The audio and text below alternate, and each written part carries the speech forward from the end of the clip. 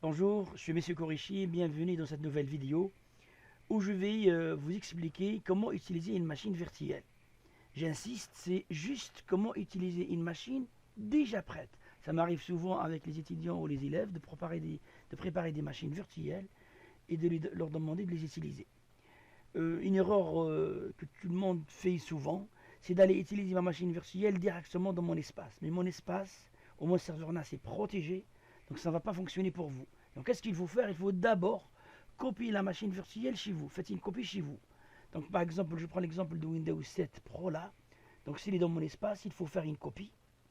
Il faut aller dans votre espace à vous. Vous avez le droit d'écrire. Donc exemple le dossier élève. Et vous devez la copier chez vous. Donc cette copie, elle sera chez vous dans votre espace où vous pouvez la modifier. Donc la copie, elle peut prendre parfois beaucoup de temps si l'image elle est volumineuse. Et généralement, si c'est le cas, avant même de commencer l'activité, je fais la copie moi-même dans toutes les machines.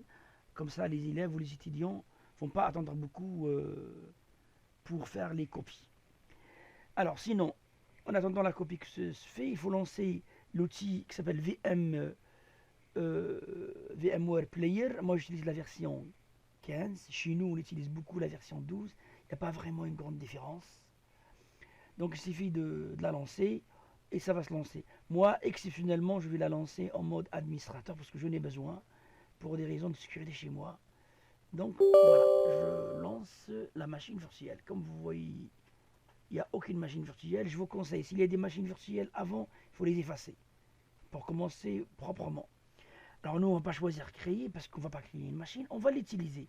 Donc, Open a Virtual Machine. Donc, je vais ouvrir et je vais aller où? Dans mon espace, pas l'espace des profs. Donc, il faut bien vérifier que vous êtes dans votre espace. Élève, choisir la machine virtuelle, donc ça se peut qu'il y ait plusieurs machines, et choisir un seul fichier .vmx. Pour nous, c'est Windows 7 Pro x86. Je lance, c'est rapide. Voilà, la machine virtuelle est prête à être lancée. Alors j'attire votre attention que je peux vous demander dans les activités d'aller vérifier les paramètres de la machine virtuelle. Si c'est pas vous que vous l'avez faite, donc il faut vraiment les vérifier dans les paramètres de la machine ou machine settings. Donc je rentre. Donc il y a la mémoire RAM, je peux vous demander de la modifier, le disque dur, mais surtout le mode réseau. Là, comme vous pouvez le remarquer, vous ne pouvez pas le modifier maintenant, mais plus tard vous pouvez le modifier. Je suis au mode bridge, très important. Si le mode bridge n'est pas activé, il n'y a pas de lien entre la machine réelle et la machine virtuelle, et le réseau, il ne fonctionnera pas, ou il faut le paramétrer, c'est pas du tout évident. Donc, il faut toujours qu'il soit en mode bridge pour que la machine virtuelle passe par la machine réelle pour aller négocier une adresse IP avec le serveur des HCP. Allez, je vais lancer la machine virtuelle.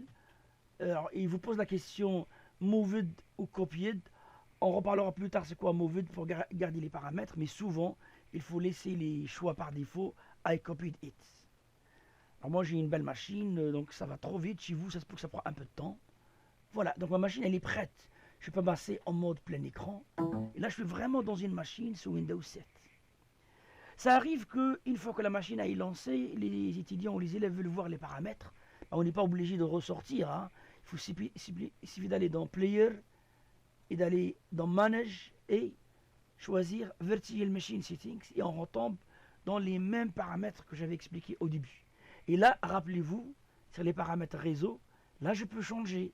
Ça m'arrive exprès de mettre le réseau pas en bridge et les étudiants, les élèves ne comprennent pas pourquoi ça ne marche pas. Et bien c'est à cause de ça. Donc c'est très important.